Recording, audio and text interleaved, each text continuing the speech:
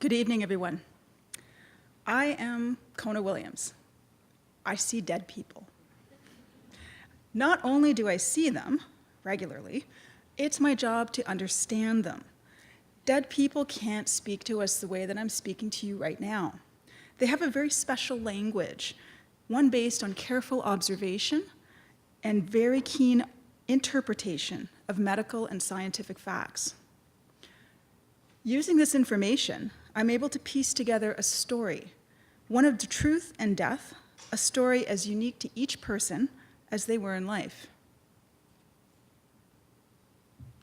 I am a forensic pathologist, and I'll answer the first question preemptively that I invariably get.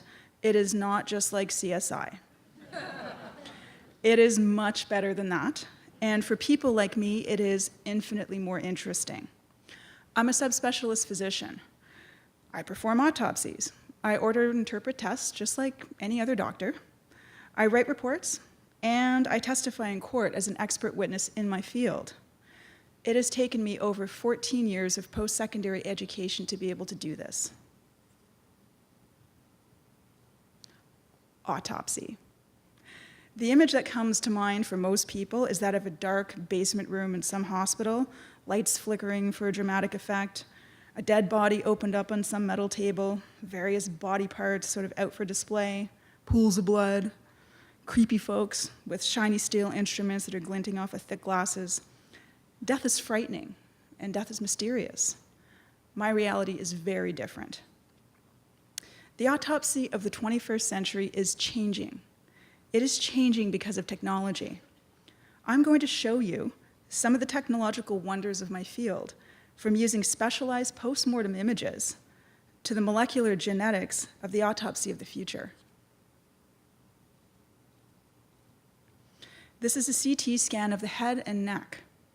The image has been rendered using powerful computer programs, subtracting away the flesh to show only the bones. This person died from blunt impact head trauma. I know this because I can see the shape of the skull, as can you.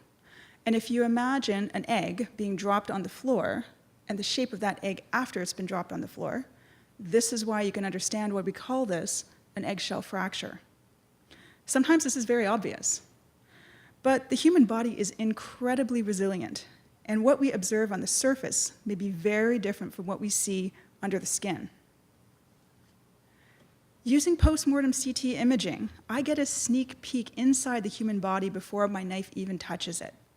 I can use these images as tools to guide my examination, to target specific organs, or to forego the scalpel altogether.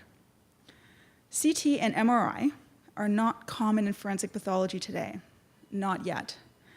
I'm very fortunate to be working in the most advanced facility on Earth to be able to bring you these images. This is a very special CT image with 3D volume rendering.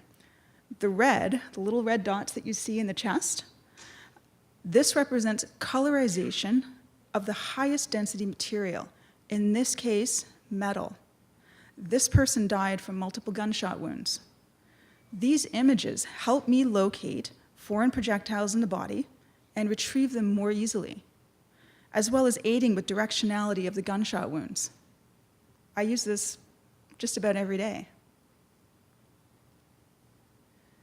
This is a standard cross-sectional CT image through the chest.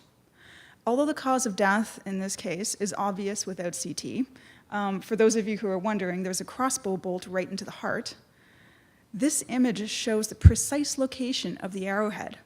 And as you may imagine, it is much more palatable in court and digestible to the public eye. So I'm going to shift gears for a little bit. This is an open human heart. To my eyes, this heart is very abnormal. In the past, the cause of death might be dilated cardiomyopathy. That would have spelled the end of the death investigation. Unfortunately, about 20 to 30% of sudden cardiac deaths in young people are not explained following traditional autopsy techniques. And as you can imagine, this left families with more questions than answers. Some primary diseases of the heart leave only microscopic changes in the tissue, requiring subspecialty trained eyes to diagnose them. Others leave no structural damage at all, and therefore make it difficult for even the most experienced pathologist to pinpoint an exact cause of death. With the advent of a molecular autopsy, advanced techniques in DNA sequencing, such as whole genome sequencing, allows a large number of genes to be screened for possible mutations. This sharpens our knowledge and our vision to the molecular level, which is far beyond what we see under the microscope. Today, this heart would be examined by a cardiovascular pathologist. DNA would be sent for genetic analysis. The results would be discussed and evaluated by a panel of experts of specialists. If there was a mutation affecting the heart that could be inherited, the surviving family members would be offered a referral to a cardiologist. The molecular autopsy is saving lives. Now, the molecular autopsy does not need to be limited just to the heart. This is only exposing the tip of the iceberg. There are many more other diseases that have baffled physicians and scientists for decades, such as sudden unexpected death in infancy or sudden unexpected death in epilepsy. These diseases may one day be explained using the molecular autopsy and in turn save even more lives. For now, death continues to hold many secrets, but they're slowly being unraveled and exposed to the light with new and evolving innovations in both science and medicine. Death still has much to teach us, and it has much to teach me. And it's not only about life, but also about ourselves. I want to thank everybody for your attention. Merci, Nyawa, Miigwech.